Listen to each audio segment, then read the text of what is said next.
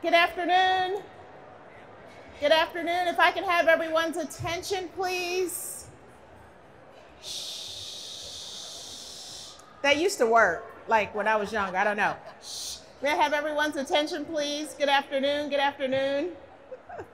My name is Kelley Cornish. I am the president and CEO of the T.D. Jakes Foundation.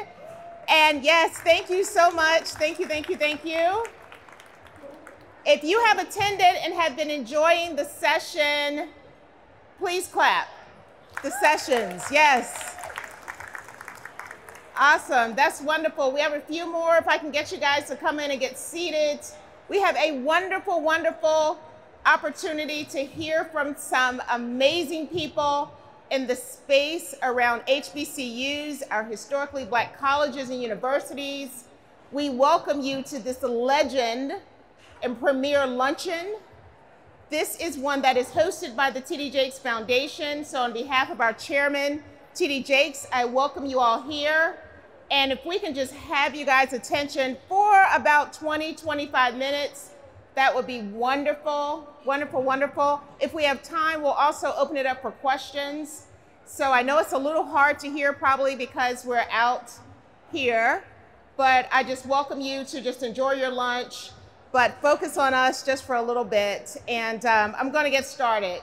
So again, my name is Kelley Cornish, and I have some amazing guests before I take my seat that I would like to introduce to you. But before I do that, today's conversation is empowering change, the role of HBCUs in nurturing future entrepreneurs and social impact leaders. So we have a group of HBCU students that have been attending. If they can raise their hands, let's give them a hand. They are our future. They are our future, and they have learned a lot. It's just so good to see the baton being passed on to the next generation. So we are just encouraged about what we see and who they are. So welcome. So we all know that HBCUs play a pivotal role in shaping the future of entrepreneurship and social impact, especially within our communities. Just a few facts for you, and probably the people on this panel, they will correct me if I'm wrong, but we found some stats. Some of them are a little old, but I still think they apply to the conversation. So did you know that there are 107 accredited HBCUs operating in the United States today, educating 250,000 of our Black students? Let's give them a hand for that. Yes. These institutions are responsible for almost 20% of the degrees earned by Black students in STEM, in the fields of science, technology, education, and math. Let's give them another hand for that. Our future doctors and engineers. Moreover, HBCUs produce 80% of Black judges, 50% of Black doctors, and 50% of Black lawyers. Let's give them a hand for that. Yes. And most notably, I just have to go through the list of some amazing people who have attended HBCUs. Of course, our Vice President of the United States, Kamala Harris from Howard University. Whoop, whoop. Yes, yes. Also, the illustrious Stacey Abrams went to Spelman College, influential politician and voting rights activist. Yes, Stacey Abrams. A couple of more. Of course, the legendary Dr. Martin Luther King Jr. attended Morehouse College, iconic civil rights leader. Let's give him a hand, yes. Oprah Winfrey went to Tennessee State University, our media mogul and philanthropist, Oprah Winfrey. Also, Katherine Johnson went to West Virginia State College, a mathematician whose work was critical to the US space missions. And Chadwick Boseman, Howard University, acclaimed actor known for his roles in Black Panther and 42. Yes, and the list goes on and on. And most notably, locally, Opal Lee attended Wiley University, the grandmother of Juneteenth. So when you think about our history in our country and around the world, HBCUs have changed the atmosphere of who we are and who we continue to be as a community. So with that, Today, I'm honored to be joined by my friends and partners in this very important work. So I want to introduce this dream panel and just hope that you all will give them your full attention for the next few minutes. And so I'll ask them to wave as I call their name. Dr. Michael Sorrell, the president of Paul Quinn College, renowned for his innovative leadership and transformative initiatives in higher education. Dr. Sorrell, yes, yes. Dr. Herman Felton, the president of Wiley University, known for his bold vision and substantial contributions to educational administration. And then also joining us is Dr. Natasha Gresham. She's the director of the Center for Counseling and Behavioral Health at the Potter's House and a leading expert in mental health and counseling. And finally, an awesome friend, Dr. Duffie. He's director of the Center for Financial Markets at the Milken Institute with extensive experience in capital and venture capital and social impact investing. Welcome our panel.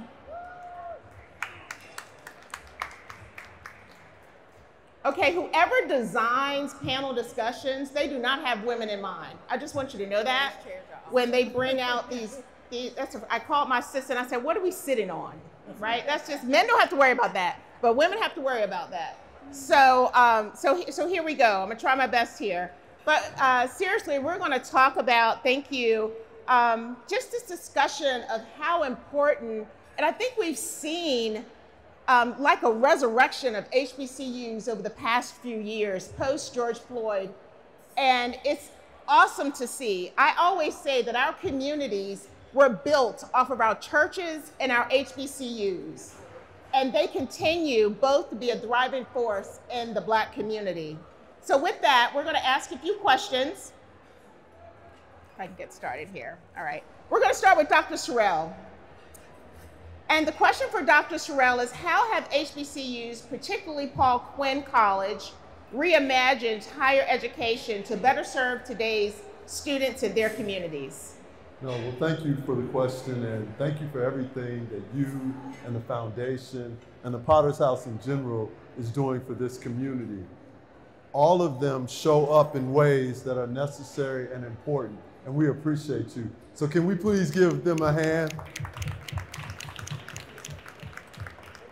Now to answer your question, whether you realize it or not, the current system of higher education, the way schools are talking about wraparound services, that came from historically Black colleges and universities.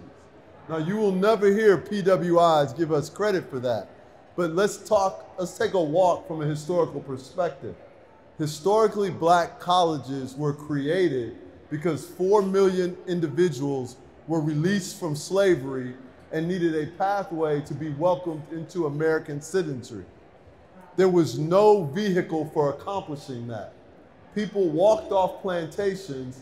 They did not have money for tuition. They did not know how to read. They did not know how to write.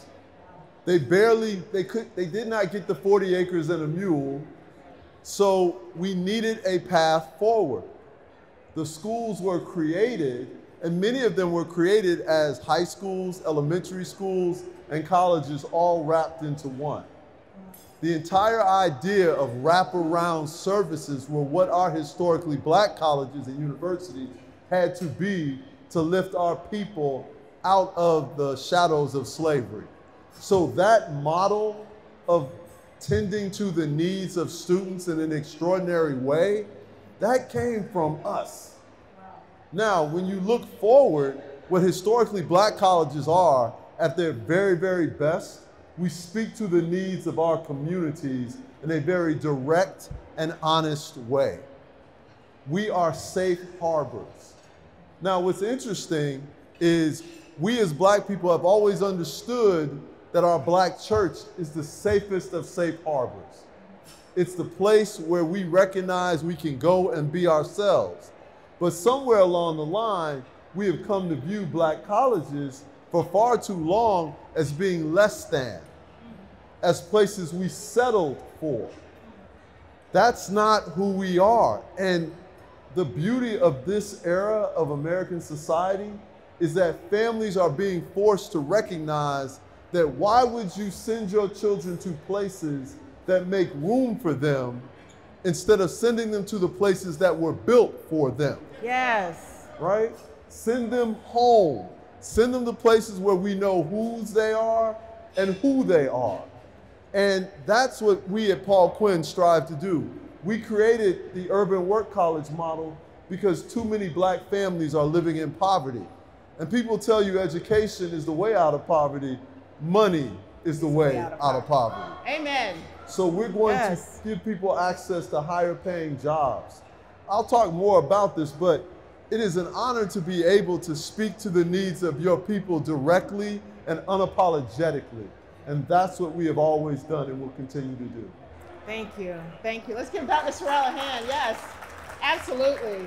Absolutely. I love that. And another fact around HBCUs, HBCUs educate 75% of black students and play a critical role in their communities, to his point. So the need is great. So thank you, Dr. Sorrell. Move on to Dr. Felton from Wiley University. Can you share how Wiley University fosters an entrepreneurial mindset amongst its students? Sure. Thank you first, Kelley, and to the Potter's House and the amazing vision of the bishop, and to my colleagues. It's an honor to be here with you. I think, Michael, really, we could insert what you just said and really build on that by what we have to do at our institutions is really, we're forced to really move in a direction that would dictate that we're cognizant of where the world is going and what is needed right now. We know that most of our kids walking across our campus, when you have a conversation with them, you ask what is it that they're studying. They will tell you that, but implicit in that is ownership, entrepreneurship. And so we really looked at our curriculum and really took a hard look at whether or not it was an antiquated model, whether we were doing what everyone else was doing, or whether or not we were able to do something that we could do and should do, which is really meet our students where they are. And so out of that, the idea that entrepreneurship is a necessary component of your education is where we are at Wiley University now. We really want to enhance what these kids come to our institutions with inherently. We are, as a people, innovative. The ingenuity that we were born into, just comes out of our pore. And the quick answer is that we've shaped our curriculum to force each of our students to have a semester of education around entrepreneurship. Wow. So it's an elective, but it's required for every student, and it gives them the entrepreneurial mindset. Even if you don't have the stomach to be an entrepreneur, absolutely, you at least get to understand what it means to have that mindset. And I think we have to really re-examine these whole first 21 years of going to school, laboring for 40 years, and then whatever is left, you figuring out how you live. We've got to help equip young men and women how to take their rightful place in the global society by doing for them in their prime years what they could be doing for others. I love that. I love that. Yes, let's give him a hand. You know, what's so interesting about that, and I attended a PWI. I was the first of my family not to go to an HBCU. And really, it was because my brother and I were going to school at the same time. And it was like, wherever we got scholarship money, that's where we had to go. So he ended up going to South Carolina State, and I went to the University of South Carolina. But what I learned through that experience is we were always taught to work for someone else. When you go to work, this is what you do. You know, we weren't taught to work for ourselves. And what was so interesting is I think back, the professors that were teaching me, they worked for someone else. So, you know, that was their mindset. And so it's so good to see it shifting, because it's all in what you're learning and it's all in what you're exposed to. So I totally agree, and I'm excited to see that Wiley is really making it part of the conversation around entrepreneurship. If you can get introduced, the earlier you're introduced to it, like anything else, it'll make a difference in your life. So thank you so much. You know, we're in a huge era of starting to open up and deal with mental health. And so our millennials, our Gen Zs, the ones that are in college, I mean, the ones who graduated this year from college are the ones who started their freshman year in the middle of the pandemic. The pandemic, I think, happened, if I'm not mistaken, in 2020, right? So they were either coming in, or it was a whole, did they start on time? Am I right? Are you guys all right? Okay, that's my table. So when we talk about mental health, and this is for Dr. Natasha Gresham, and for us who have to work with these students who have had such an interesting experience in their life so early, traumatic really for some, what mental preparations are essential for students aspiring to become entrepreneurs, and how does your center, the work that you do, support these needs? Once again, thank you for having us here today. This is such a needful conversation, and it's a personal conversation because my husband is a Morehouse graduate. My daughter is a two-time HBCU graduate. So this is a personal conversation for me. And when you're talking about mental health, I like to break down mental health. Mental health is how you live, how you love, and how you laugh. That is mental health. And what better place to do that for our young people than home, as Dr. Sorrell said, home. HBCUs have the distinct honor of being able to nurture in a way that other institutions can't. And studies show, the University of Minnesota did a study. They followed 500 African-American students from high school through college in 7 years after they graduated. And the ones that went to HBCUs didn't have depression, didn't have social anxiety, wow. And they were doing better in life overall. So there's an impact that HBCUs are making on our children. And so mental health is essential. Everything that we've been talking about today is mental health. It starts with how you think, how you perceive, how you are perceived in the world. That is mental health. So we foster that, we support HBCUs, we offer free counseling services to students. You do not have to be a member of the Potter's House, you do not have to attend our services. Our services are 100% free to anybody that wants them. Wow, wow, wow. Did you all hear that? Did you all know that? Yes, yes. And again, just another opportunity where you see where the church plays such a crucial role in the development of communities. So I call her Dr. Natasha, my friend, thank you for your leadership in that. Another fact here, nearly 40% of HBCU students are first-generation college students, emphasizing the need for comprehensive support systems. 40% are first generation, which means we still have a lot of work to do in the communities. And so that's really, really helpful. Now I want to turn to my friend, Mr. Troy Duffie. And again, with Milken, a huge financial mind background. If you don't know about Milken Institute, I really encourage you to learn more about it. It is a game changer. The foundation has partnered with them to send HBCU students through their programming. So this question is for Mr. Duffie. How does social impact investing align with the missions of HBCUs, and what opportunities does it present for students? Thank you so much, Kelley, for the question. I just want to say what Glenville said. Thank you so much for having us. It's an absolute pleasure to be here. TJ's Foundation has been an incredible partner for our HBCU program. I'll get into that in a moment. First things first, are there any bakers in the house, like cake bakers, cookie bakers? Not store-bought, any from scratch, any bakers in the house? Raise your hands high. Raise your hands high. Okay, I see you. I want to make sure I come and find you for cake afterwards.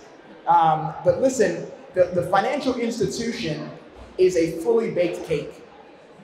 and it's a cake that didn't include our ingredients. The financial, and we think, oh, Wall Street is not for us, financing is not for us, loans are not for us, because for over 400 years, we have been systematically locked out of it. And so it's really hard to be an entrepreneur if you never have capital. It's really hard to start a business if you've never had capital. It's really hard to do anything in this system when you haven't had access to it for hundreds of years, and there's a level of distrust. And so what we're trying to do is not, what a lot of folks have tried to do. When you bake a cake and you forget to leave out the sugar, you cannot just pour sugar on top. You have to start over. You have to reimagine what the cake looks like, what the cake is going to taste like. You have to reimagine and throw the cake away and say, hey, we got to build a new system. And so much of what we're doing is making sure that our HBCU students have a chance at being a part of this new cake. I'll tell you about our program. We take HBCU students from across the country, 14 HBCUs, what we consider regionally diverse HBCUs. So we mentioned Howard, we mentioned Morehouse, we mentioned Spelman. We want to be partners with places like Wiley College and Paul Quinn. We are partnered at Lincoln University in Missouri, at Alabama State University, at Central State University in Ohio, right? Schools that are outside of the normal bounds of what are considered successful by Wall Street standards, and are giving them a chance to understand what it means to be in financial markets. We explain over an 8-week period what private equity is, what hedge funds are, what venture capital is. We give them Excel training, and then they're with us for 8 months. So they get trained with us for 8 weeks, they're with us for 8 months. They're able to go to conferences like this one, they're able to go to the Milken Institute Global Conference, able to go to Wall Street themselves, to see themselves in the space, to know that they're not sugar on top, that they're gonna be a part of the baking of our system. And it goes back to social impact investing. How many of you have ever been taught by a teacher? How many of you have ever had a teacher? Your teacher had a pension plan, and that pension plan was invested by somebody. If you've ever been helped by a firefighter or a police officer or a crosswalker, you ever had to go to the DMV and somebody had to help you get your license, all of those people had pension plans. Those are billions and billions and billions and often trillions of dollars that are being invested by people who don't look like you and are not investing in your communities. But if you change the consistency of the cake, you'll get a different outcome. And so we're making sure to change the system from the ground up to make sure students have opportunities. And we're doing all the work we can to advocate that our system changes. And so that's how we get into social impact investing, to make sure that how you're investing has a huge impact. And I'll stop there, but it's an incredible opportunity to be here. Oh, I love it. Yes, let's give them a hand. Again, this is, when we heard from the Fearless Fund yesterday, talking about some of the same information. And so we have got to take this back to our communities, back to our youth, back to our students. I feel like what they get at HBCUs and through the partnerships of HBCUs is priceless. You just do not get it from a PWI. And so really this conversation is really to stir that up. Everyone knows someone thinking about going to college, And I'm gonna talk about a little bit more about some of the challenges, but I do have another question for Dr. Natasha. From a mental health perspective, what are some of the key psychological challenges that aspiring entrepreneurs face, and how can HBCUs support their students in overcoming these challenges? I think it's what we've heard already from our panelists, is that you haven't been exposed to that space before. You may be the first one in your family, and that can be scary. And I'll take it a step further. There's a PWI Institute here, an amazing school, SMU, and they had college athletes that were not doing well. And they have a full service counseling center on their campus that's amazing, with amazing people. However, they weren't connecting to the students. And so they came over to our counseling center and said, can you work with these students? We want them to graduate. And I said, absolutely. And when I went over there, they looked like me. Wow. They were young men that looked like me. And I said, why haven't you connected to the counseling center here? And they said, they don't understand us. There's a gap, and some things we can tell you, we can't tell them. Some things are understood. Yeah. And that's mental health, okay? And I'm proud to say, so that's a PWI that has amazing resources, but they couldn't do it without us. Right. So we're never less than.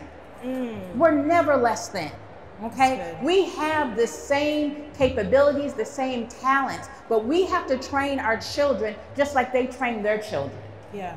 That you're not coming in on a deficit, Right. that you deserve to be here and that your voice matters. And no matter how you show up in the world, you make a difference. You're impactful, and that's Yes. mental health. So supporting entrepreneurs and exposing them. I like what Mr. Troy said about having that exposure for 8 weeks and 8 months. They're exposed to something new. When you see it, you can be it.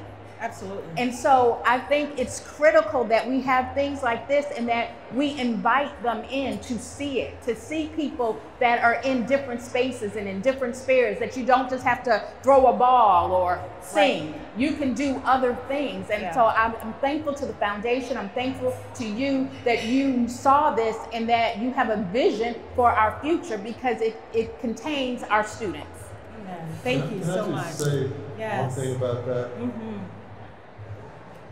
We cannot be surprised that when we send our children into hostile spaces, they feel hostility. So then when we ask them to feel safe in hostile places, it doesn't resonate. I have so much respect for SMU, good people. Absolutely, absolutely. But SMU is in the Park Cities.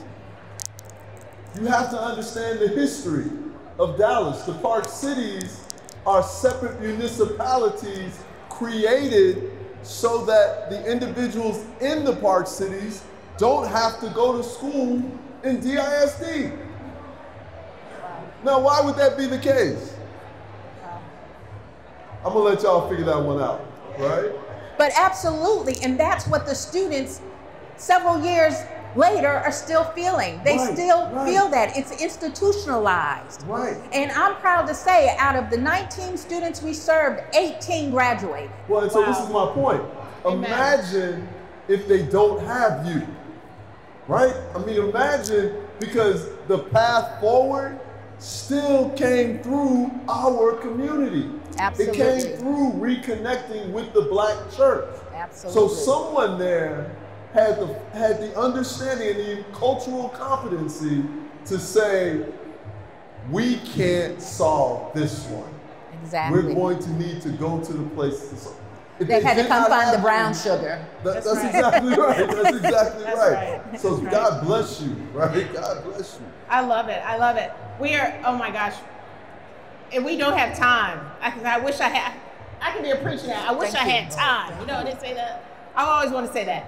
But anyway, really, it's so much to talk about. And what I want this audience to think about, because I'm going to ask, especially the presidents of the university and then go to Troy, I hear some staggering statistics around, we have so many students that apply to HBCUs that can't go to HBCUs because they don't have the infrastructure for our kids to go to HBCUs.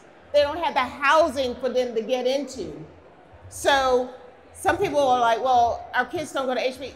They want to go. And I want to talk about kind of like the pent-up demand right now for that and some of the biggest challenges that you all see around keeping these institutions alive and what we can do to help them continue to be a part of the history of our communities. So I'll start with you, Dr. Felton. Yeah, I think our problem is we've been lulled into this false sense of security. I don't know what the flashpoint is. I don't know if it was desegregation or whatever it is, but we now work under the auspices that the HBCU is different, meaning deficient. And we do that without context. Why do we even have HBCUs, right? So for those, the detractors, that's the first question that they should start with. And second, we talk about, well, their infrastructure is bad or they're always needing this. Well, do you really want to break that down, right? When we talk about systemic racial injustices that find themselves in every fabric of America. These are institutions that started a mile back in the race, and you don't need to look further.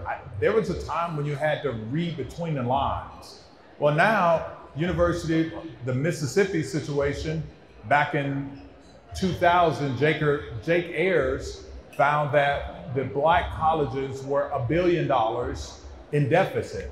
Tennessee State, we just found in Tennessee, $1 billion in deficit from what they are owed.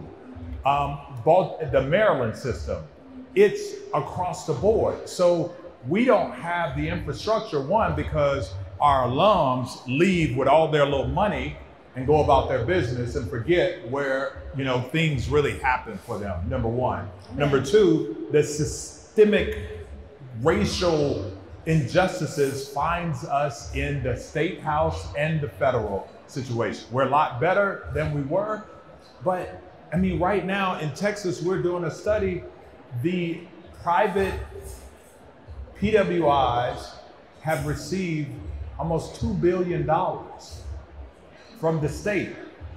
The 5 HBCUs from the state of Texas have not received anywhere near $2 million,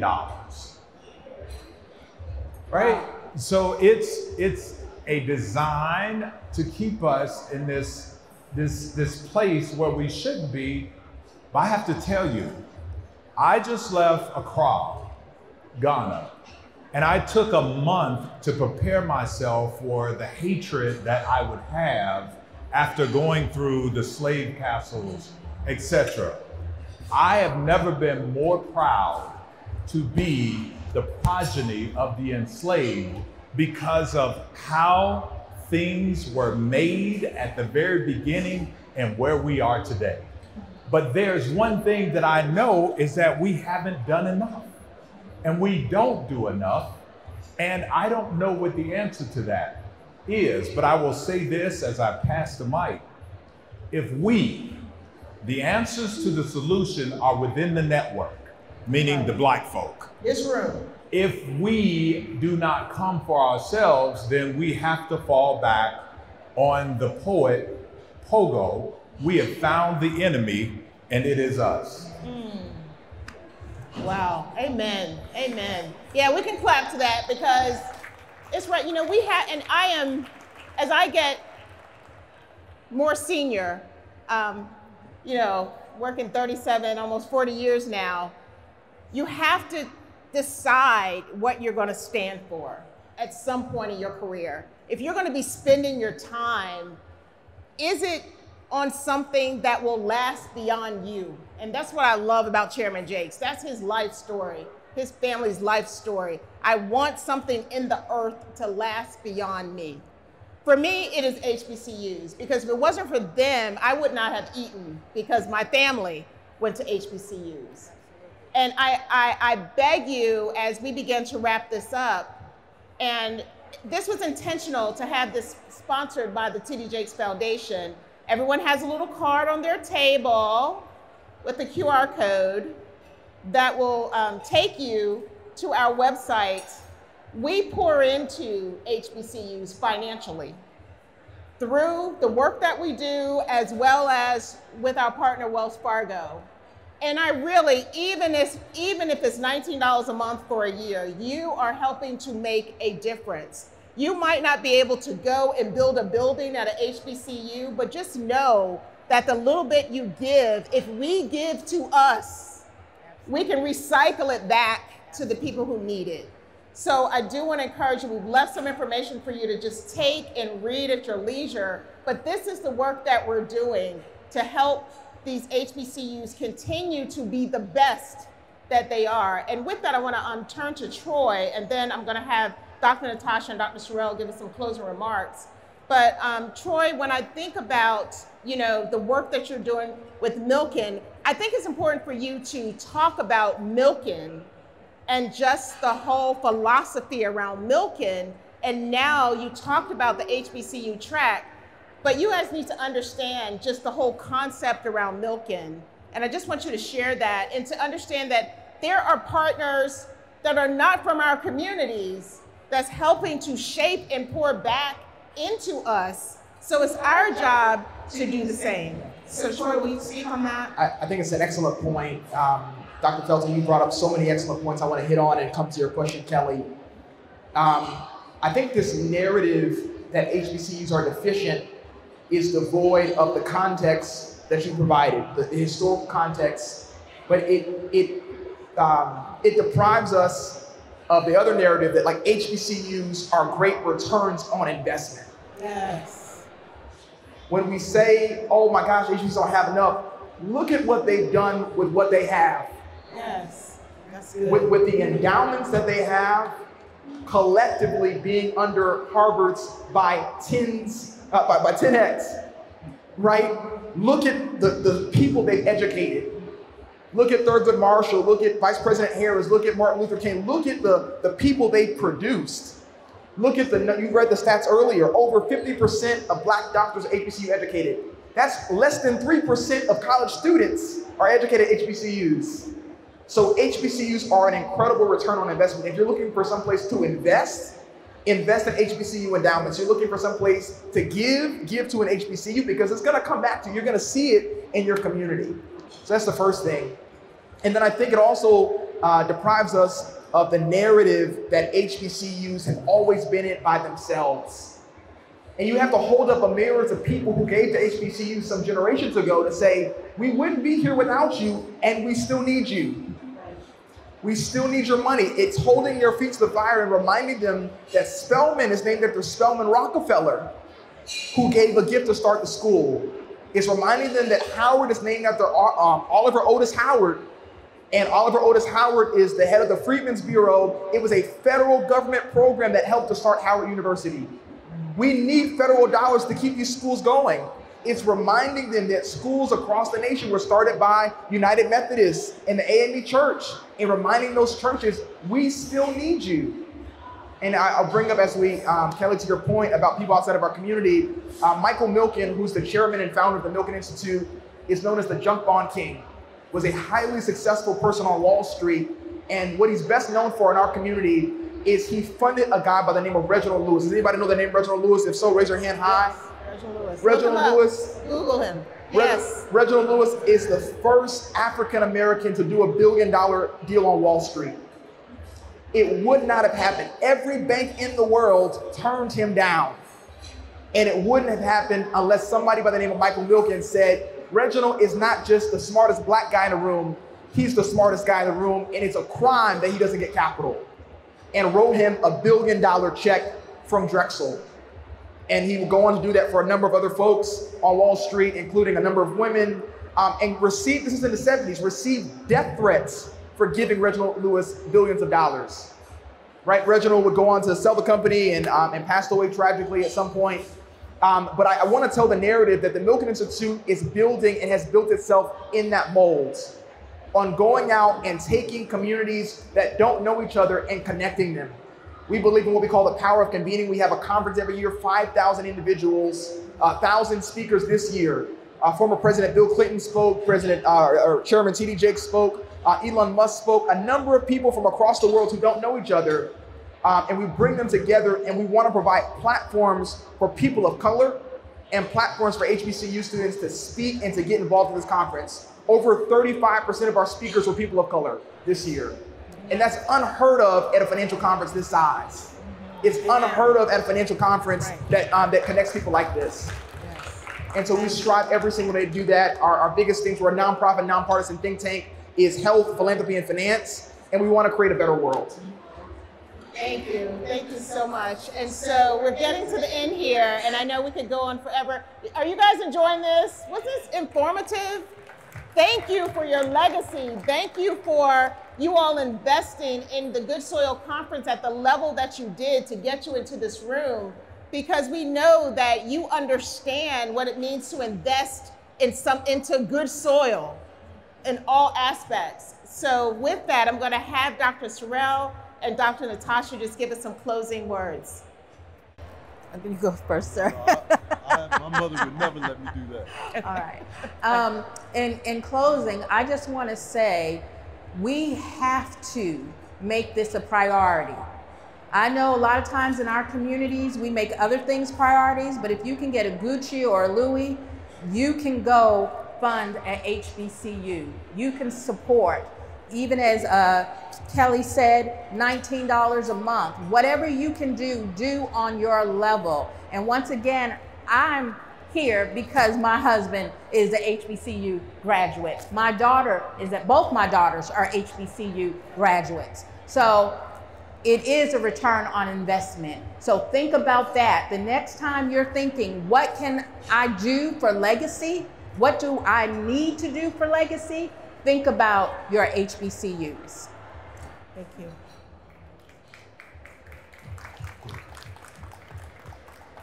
You know, I believe in calls to action. So I'm going to leave you with a very, very simple call to action. Go to your website, go to your phones, go to your computers, type in Paul Quinn College, type in Wiley University, go to our websites.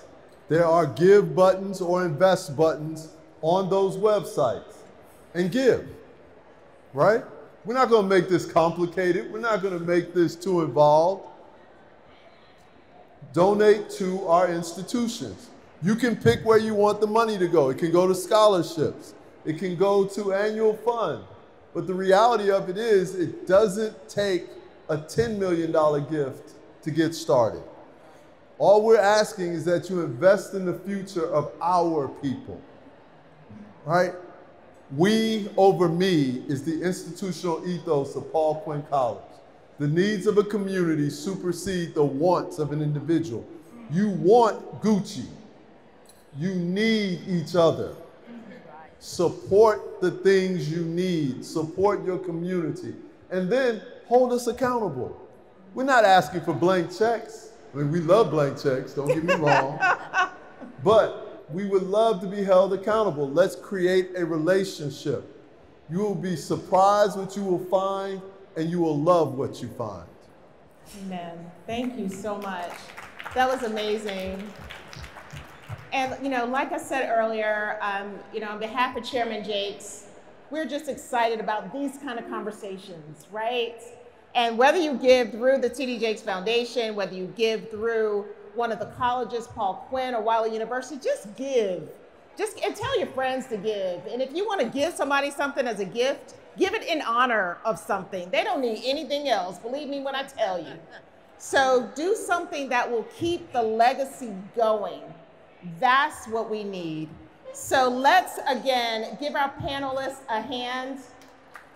Dr. Natasha, Dr. Sorrell, Dr. Felton, Mr. Duffie. And again, on behalf of Chairman Jakes, we just thank you so very much. We appreciate you taking the time to listen. Hopefully you'll talk about it at your tables. If you have questions, we have the T.D. Jakes booth downstairs. A few of us are here. I encourage you to take the information on your seats and just spread the word. We're trying to do some good work in the earth, all right? All right, so again, thank you all so much and enjoy the rest of your afternoon in the conference. Thanks.